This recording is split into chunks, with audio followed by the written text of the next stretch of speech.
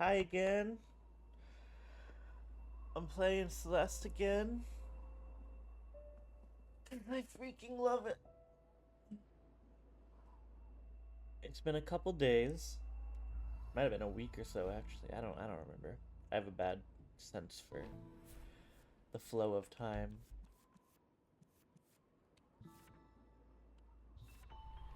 Uh and I have a bit of free time and alone time. So I'm doing this. We're gonna play. Uh we didn't miss that berry, but I'm probably gonna do like a cleanup video down the line where I just go hunting for all the berries I missed before. Um, we're gonna keep up the momentum. Chapter 2. I like that word apparently.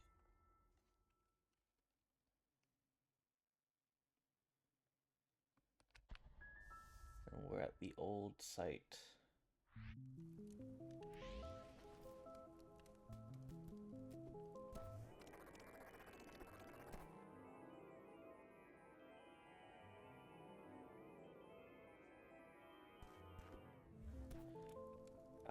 One thing I saw I forgot to do in my last video was look at the tomb or the grave at the end of chapter 1, which I guess we're getting our chance here, but it's a little harder to read.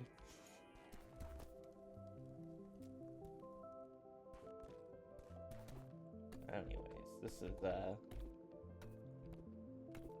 probably one of my favorite chapters, like in the top 3, maybe. Oh wow. Oh wow. What? This is gonna be stone, right? I didn't know I could do that.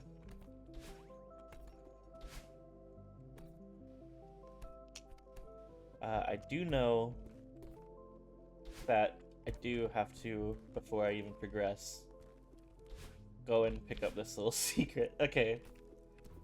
Uh, if you've played this game before, you probably know. Uh, Screen transitions replenish your dash, so you're not gonna, like, dash into the next screen and be unprepared. But a funny side effect is that on screens like this, you can do a bit of a fuckery with it. Which is like, haha, a funny oversight. Except it's not. They want you to. And they gave me this whole fucking little course. One of the most cryptic parts in this game, and they get cryptic. They're all cool though. They're all like, you know, they're none of them are too similar except for the one that's like literally a clone. But they feel like little Easter eggs. Like this feels like something you're not supposed to reach. Like you only get to them by like fucking around and thinking differently than you're used to.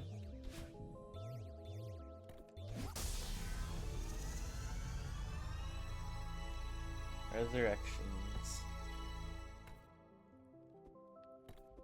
Up here we have a fucking empty cage, a lantern dangling above it.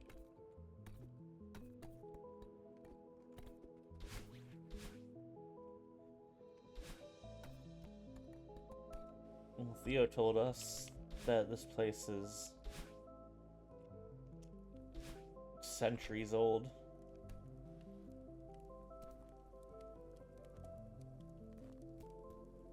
Our fire is green too. Is there anything over here? No.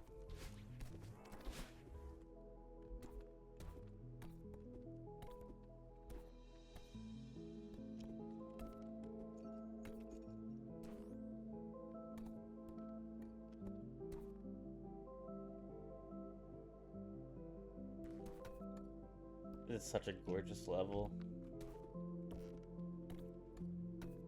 love that you can budge these around. I love that you can swing these.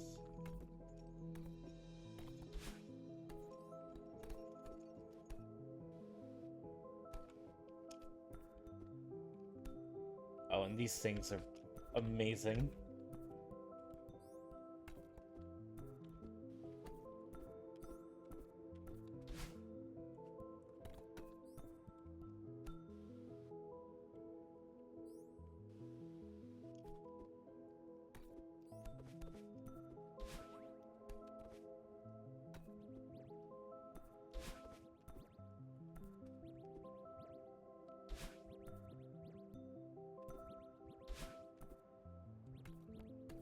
One of my favorite setups for a level 2. I think seeing these things and wondering what they do.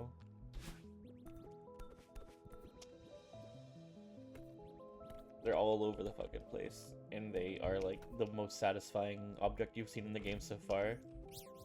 And you have no idea how much more satisfying they're about to get.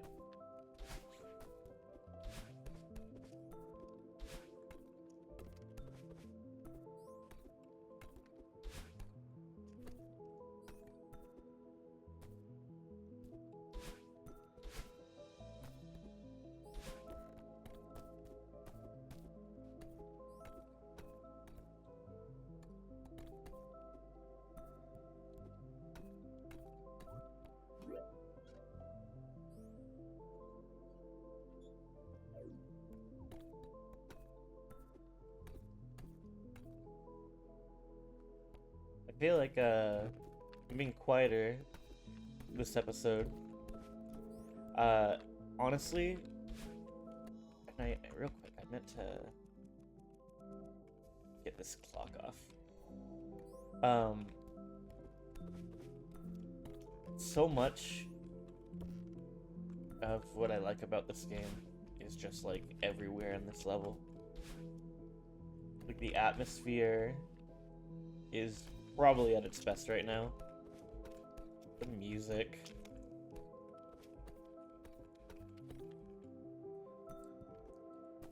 The stars falling in the background. I don't know. It's so ethereal, you know? It's a good word for it.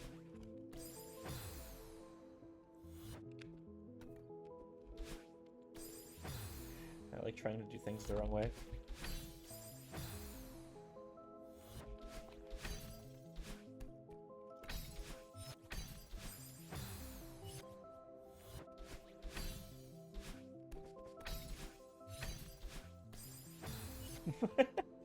I don't know.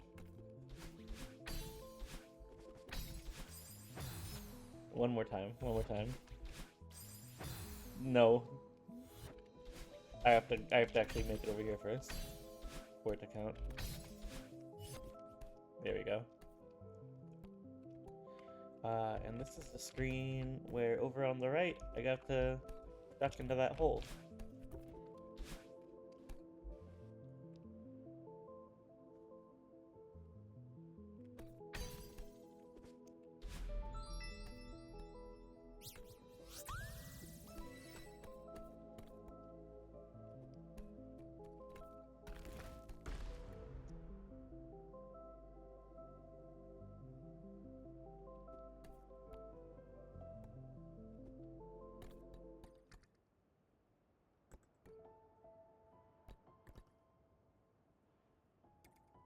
Hello.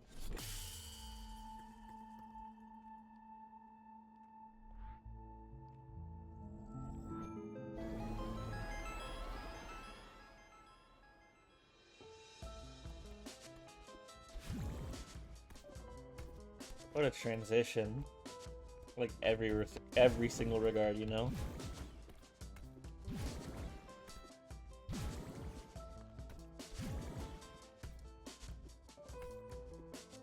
Oh my god. It's so cool. No one can tell me it's not cool. Like, the music kicking in.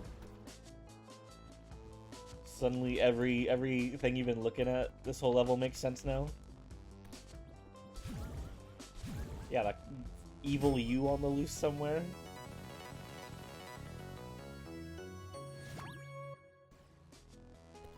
And there's still cool ass, like, game shit going on. Like, what was that? They didn't have to make that so fucking triumphant.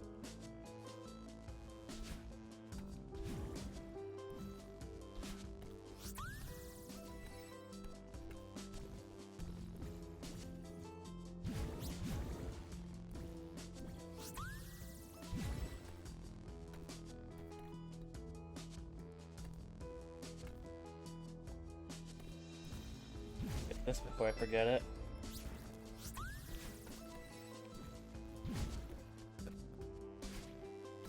Oh.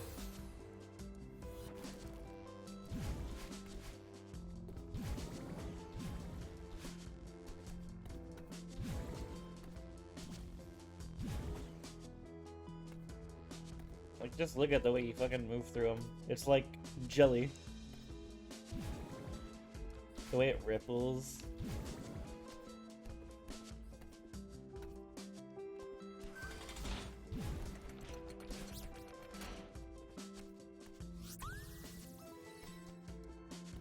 And obviously, it's not till the B-sides where you really learn about it, but you can do your hops out of them and just keep all that momentum. And it makes speedrunning so satisfying and slick for this game, for this level in particular, but also this game.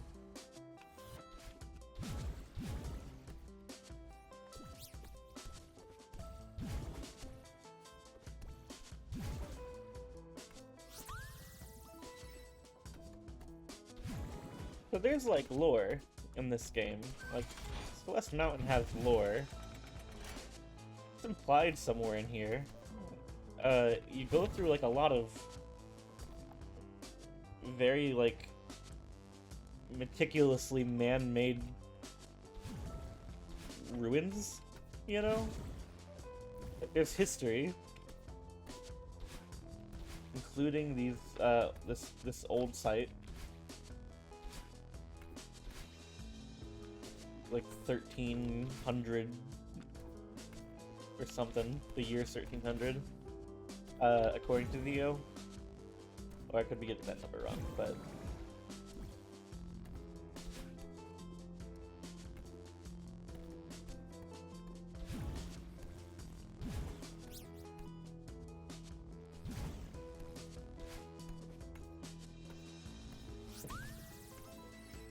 it's just really interesting to think about, like, what role has this mountain played to people and civilizations in the past, you know? Because it feels like we're traveling through, like, the ruins of a kingdom right now, or a dungeon. So, who lived here? And what did they live here for?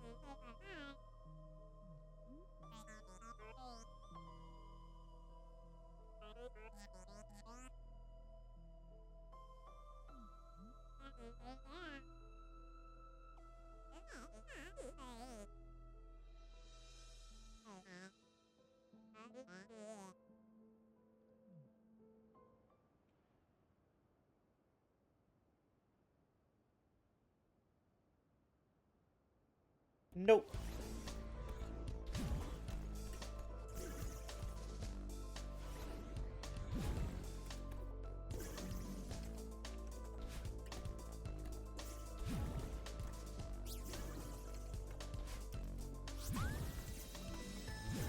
Oh my goodness, I forgot. This has a whole, like, action-packed segment, too. Uh-oh. I screwed it up.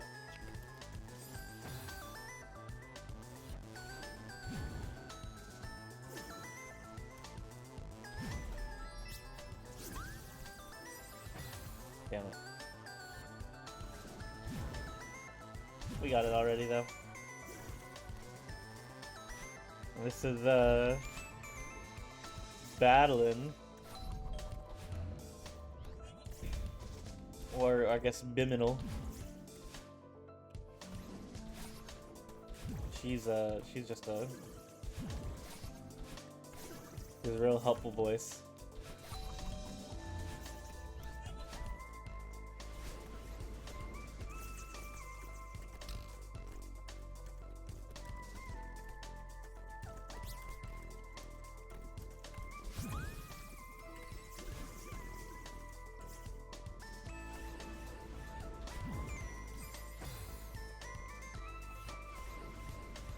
I want to focus a little bit on this, because it is a bit more demanding than the rest of the level.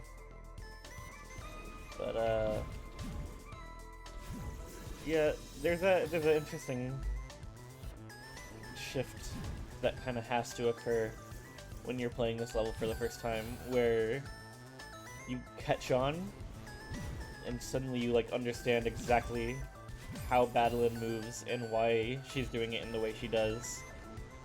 And now that you have that information, you know exactly how to go about this. Like, you know you have the power to control how this goes.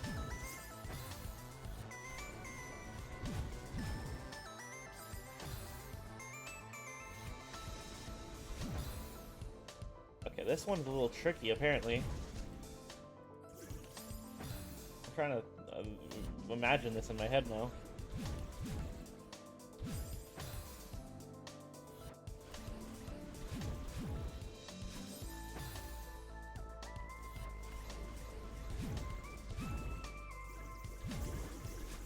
There we go.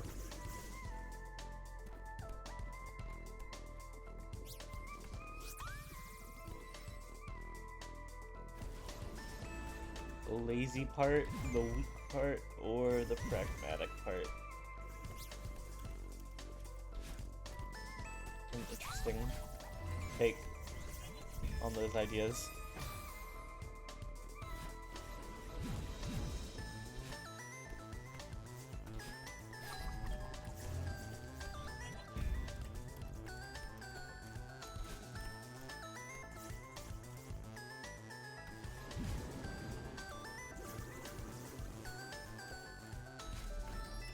With a shortcut to get this.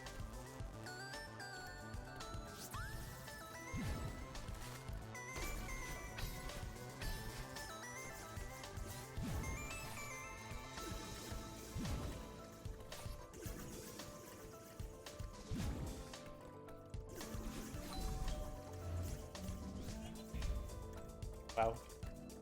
That can be a tricky screen sometimes.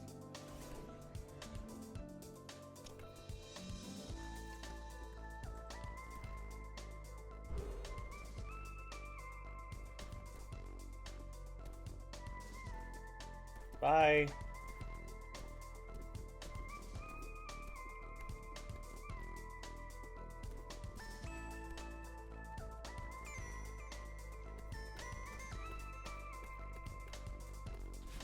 Oh, I can't go back up.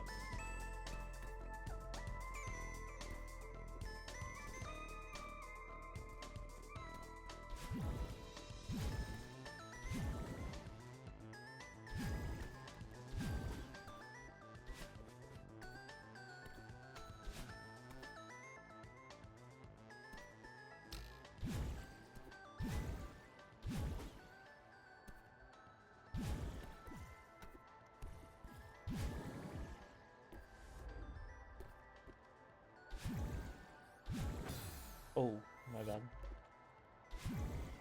God, the music. It's such a soundscape.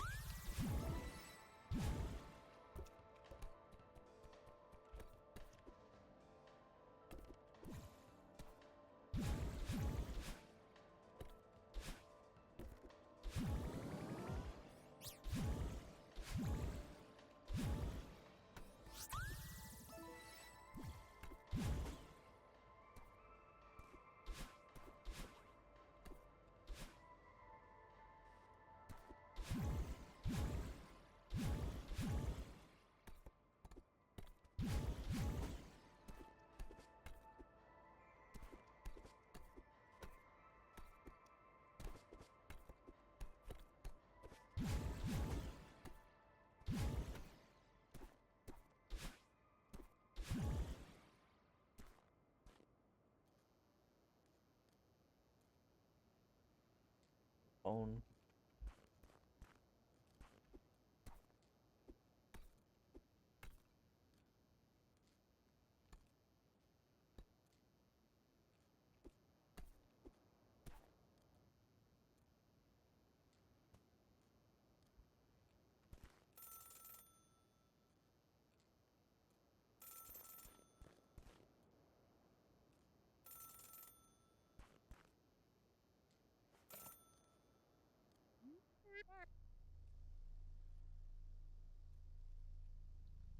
This poor girl. She's so fucking scared.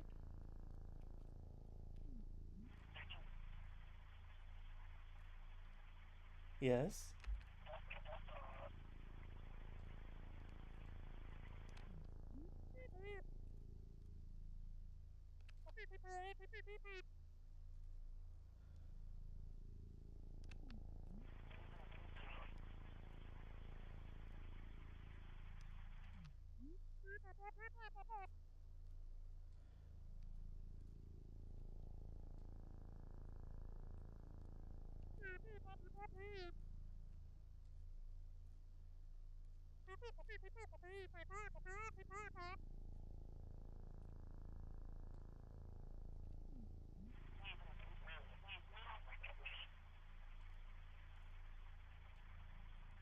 What a thing. What a thing to say. And what a perception to have about someone's treatment of you. The way somebody would respond. Or rather, the way that she at least feels somebody would respond if she called them in the middle of the night saying she was in danger.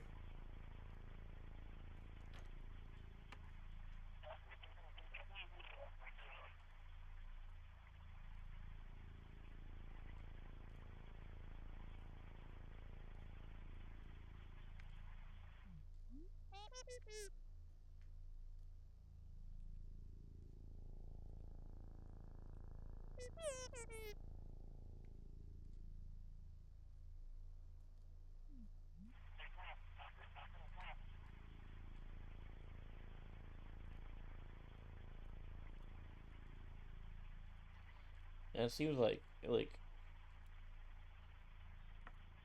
the way this character talks to her, the way Madeline talks to her, she's like treated like a child, and I feel like that's extra interesting because there's a particular point, and if you're like thinking about it, you'll probably understand that like no, this is a grown woman. Uh, though the artwork and the sprite work doesn't necessarily like evoke that. There are a few points throughout the story that like really make it clear uh, that she's a grown adult woman dealing with grown adult problems. Uh, but the way Madeline speaks to her, and the way this character speaks to her, it's like she feels like a child, you know, or she feels that both her struggles mentally with depression, anxiety are childish of her, and also her ambitions to overcome it are childish in execution.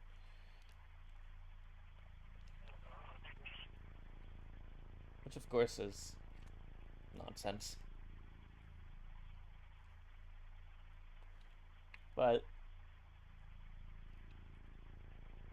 I think it's safe to assume whoever this is meant to represent left an impact on her.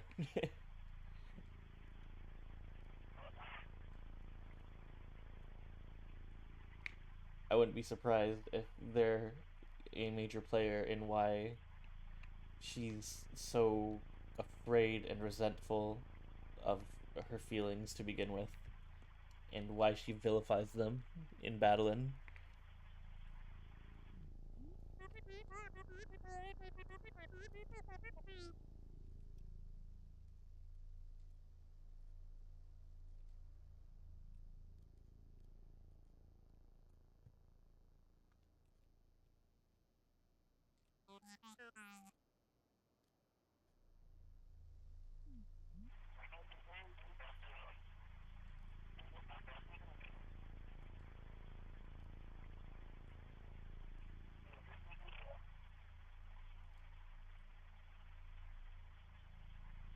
Somebody who got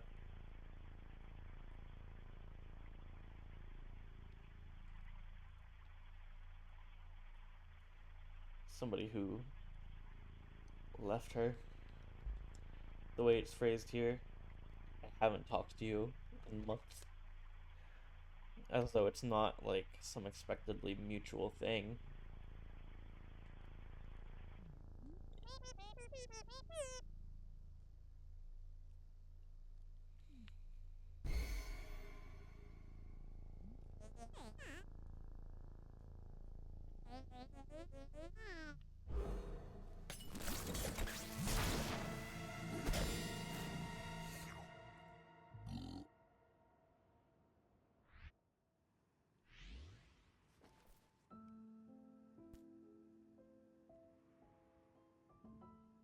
And the stars are still no longer falling.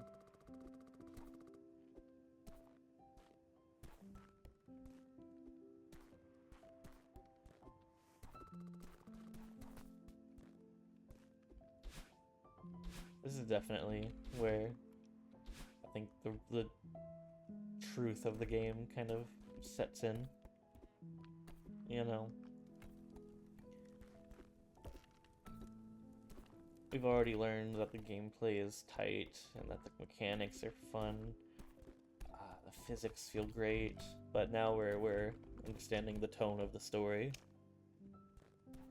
It's very personal and for Madeline. But at least, in waking up from that, she has a friend.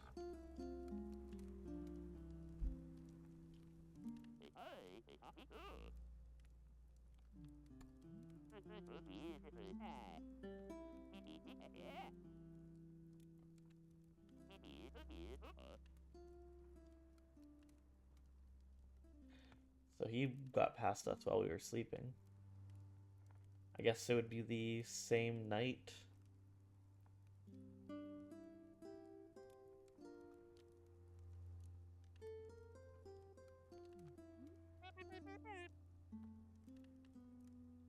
You can tell she's a lot more comfortable now.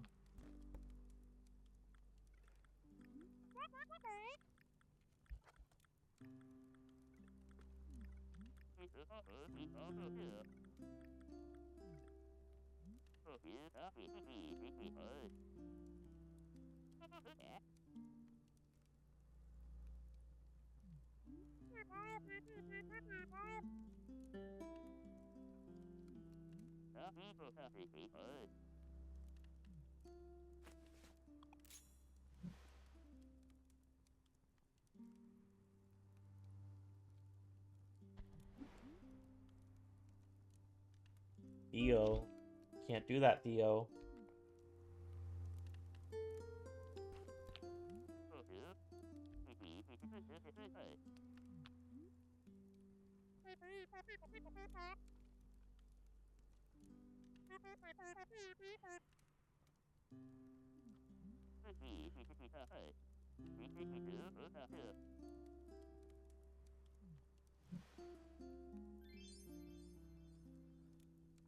It's so much better.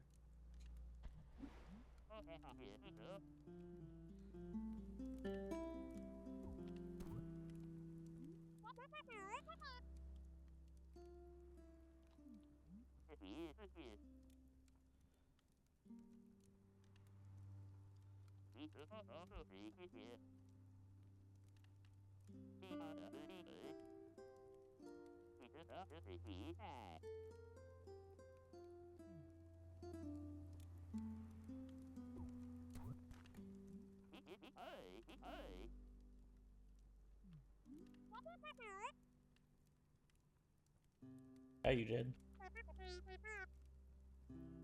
Oh, that wasn't a promise, Madeline. You made a threat to yourself. You said, I'm climbing this mountain. Fuck you.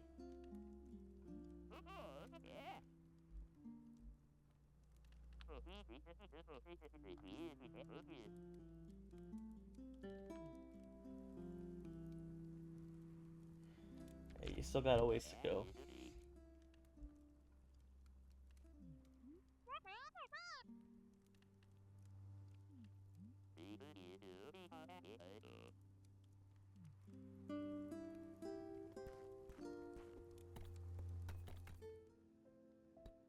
You can kind of tell that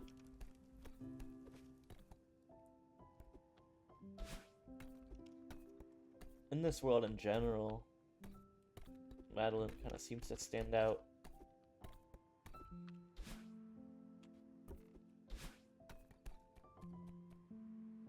You know, even with people like her age, doesn't have a smartphone.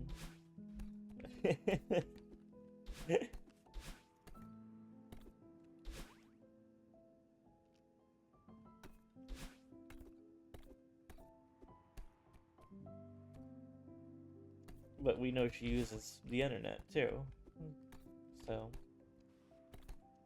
she seems kind of a little retro.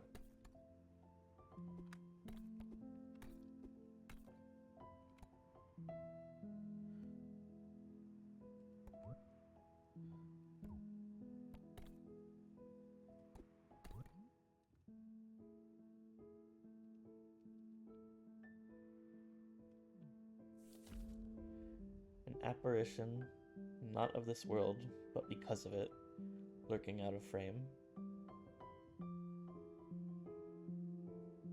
Awake, my heart is a fortress. In dreams I am vulnerable.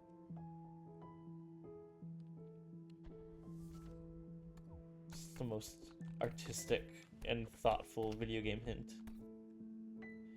Of course, the heart would be here if we hadn't already picked it up.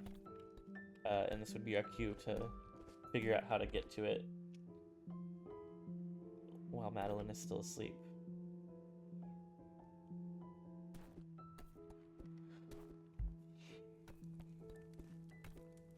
And it's time to go. Just a short walk.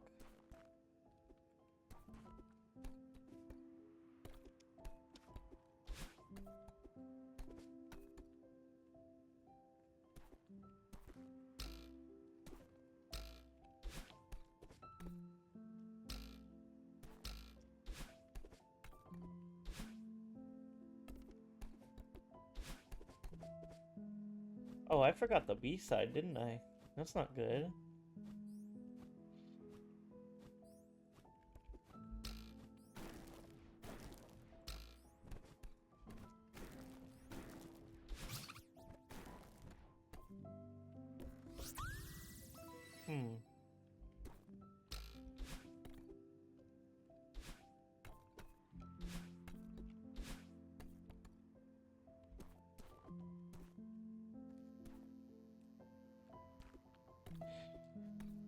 I love that there's still such, like, with this dream alone, you can kind of dismiss the supernatural element. This chapter, I mean. For now, because we're not at the point where we're seeing Badlin in our waking lives. But there's like a sense of like, she didn't just dream about walking up to a payphone. She had a premonition of this particular payphone. So, how much of that was fake, you know? This time she makes the call.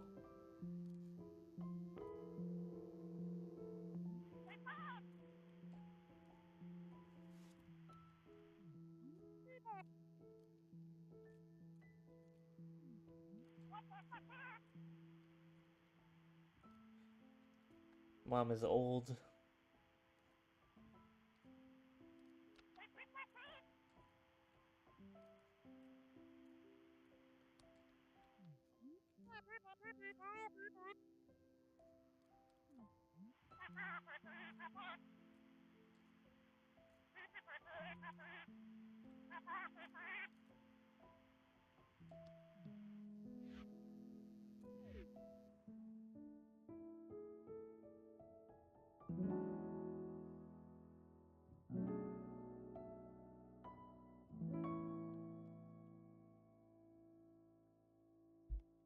Wow.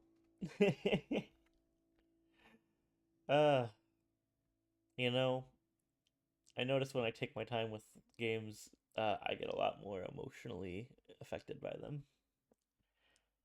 I've seen that scene plenty of times, but like really soaking in the atmosphere and what Madeline's going through and understanding it. It's a very like touching ending to that chapter, I think.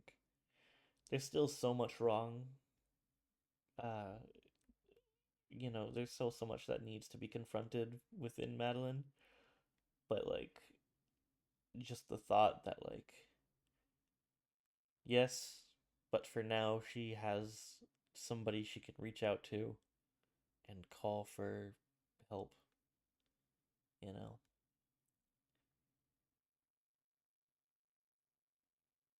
So you should try and make sure you have somebody like that in your life. Because it can be easy to feel like we've just got to stick it through until our problems are solved. Uh, guess what? Our problems are going to need a lot more time to be solved. Nothing goes away that simply. Um, it takes time, it takes analysis and reanalysis, and it takes the will to make decisions that you didn't even want to be open to sometimes, you know? And it's such a hard, uncertain process. And that's the thing about it. You don't know where you're at on your healing journey. You don't know how close you are to feeling like a fulfilled, like a content, like a functioning person. You just know that you aren't fully satisfied with where you're at, and that you don't know how long it's going to be until you are. So you keep searching and keep trying, and it's good that you do. But, you don't have to suffer through it the whole time. Not every imperfection is something that's wrong with you. Not every shortcoming is some spit against the way the world ought to be. You're not letting any, in like most situations, I'll say, you're not going to be letting anybody down but yourself. That's ultimately what self improvement should be for. You should want to have a better life for yourself. Healthier people, I mean, the difference between them and people who struggle are that they've embraced a sort of,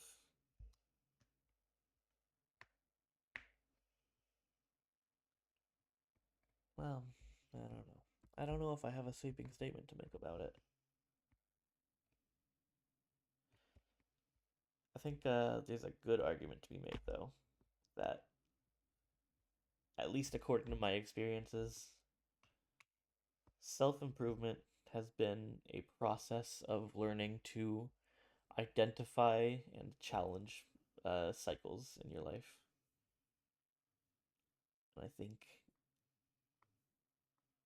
most things that are actually problems come down to facing those facts. So, you can do that though.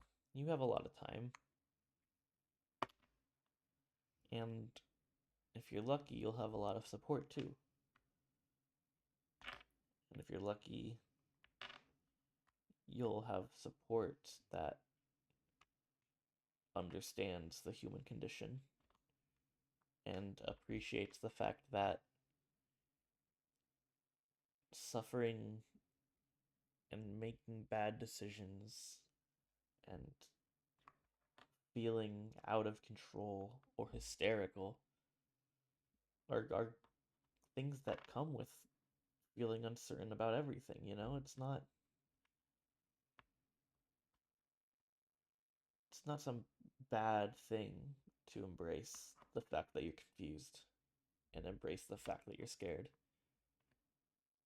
And just to reach out and to put those facts forward and to say, I'm having a hard time, and hope that you receive comfort and affirmation and assurances in response. It's important to have that. You know, you can't just fix yourself. You need to experience joy still. You need to search for joyful experiences in your life still. That's still part of the process. It's not all introspection. You need to feel better. Nobody that feels worse is being a better person because of it, you know? So take the time to feel good, and then take the time to be good, to do good. And if you enjoyed hearing me talk about one of my favorite chapters in this game, uh, please,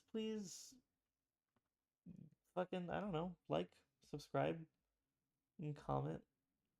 You can do those things, and then I'll show my appreciation by making more and maybe replying to comments if they're nice. Anyways, let's wrap this up now. What did I miss? I got all the berries. I just missed the B-side. It's in such an obvious place, too. The castle ruins. Traveled up through there.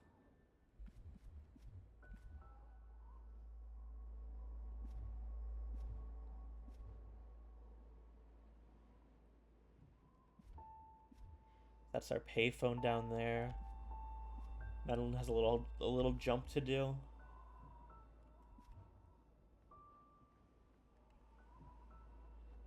And then it looks like she'll be coming up upon a hotel.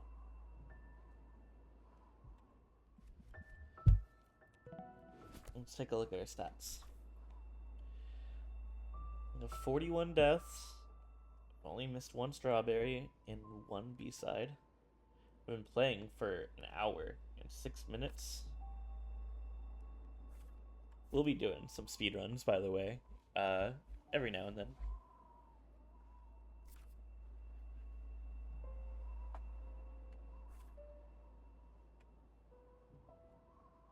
Pointless Machines Resurrections.